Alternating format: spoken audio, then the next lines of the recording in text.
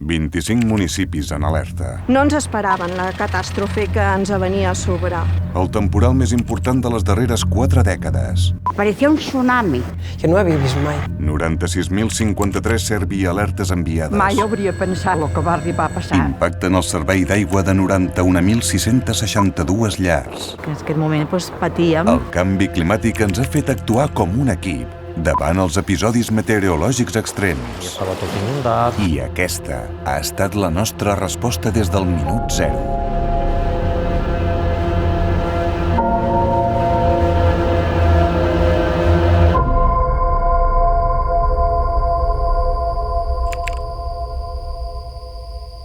Servei d'aigua, bon dia. Servei d'aigua. Digui. Em pot facilitar les seves dades? Ho estem solucionant. Tenim un equip d'operaris en camí. Tenim un camió cisterna al seu barri. Doncs la canonada principal del Consorci d'Aigües de Tarragona va col·lapsar, va petar, deixant sense subministrament a tots els pobles de la província. Vam veure que Calafell era un dels municipis més crítics i més afectats per aquesta incidència.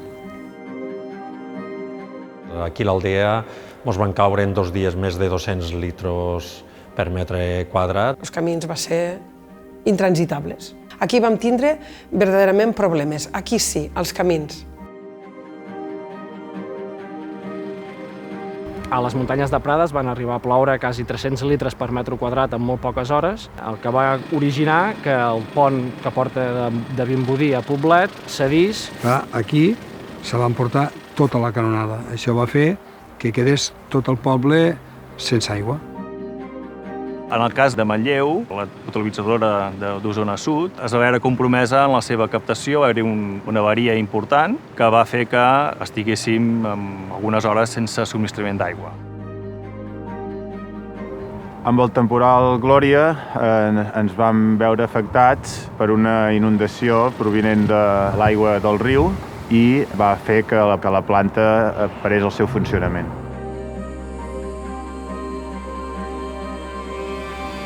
Aquí, a la planta potabilitzadora de Palafolls, el que va passar va ser que va quedar tot el voltant inundat, completament encerclada d'aigua.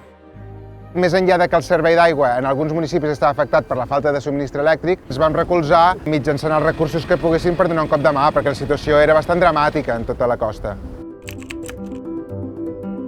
Ha sigut una situació bastant complicada. Hem fet molts esforços perquè la informació arribés a tothom.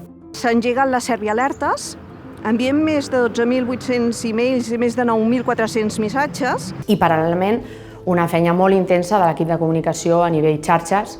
Aquesta comunicació va fer possible que aquest impacte d'aquesta ruptura fos menor a la població.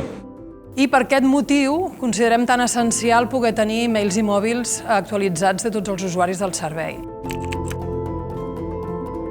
A mi em va trucar el Dani Colilla, que li he d'agrair molt, que ells estaven aquí per al que necessitéssim. Per part de Sobrera ens van facilitar un camió cisterna i la veritat que a nosaltres ens va ser molt més fàcil poder tornar a la normalitat. A Calafell vam situar 3 cisternes en 3 punts estratègics a la zona concreta on hi havia aquesta manca de reserva. El que es va fer és reparar l'avaria que impedia que es subministréssim aigua potable no només a Manlleu, sinó a 14 o 15 subministraments més d'Osona.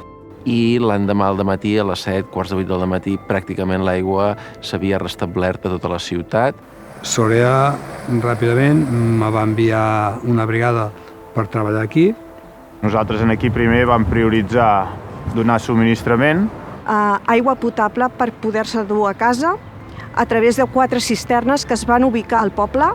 Com que la planta està automatitzada, vam establir la central de treball a l'oficina de Pineda i es controlava la planta via remoto amb el sistema de telecontrol que tenim. La relació amb Sorea és perfecta. Estem satisfets de la professionalitat, de la celeritat amb què es va treballar i entenc que la ciutadania també n'està satisfeta. El resultat ha sigut més que satisfactori. En moments així és molt bo.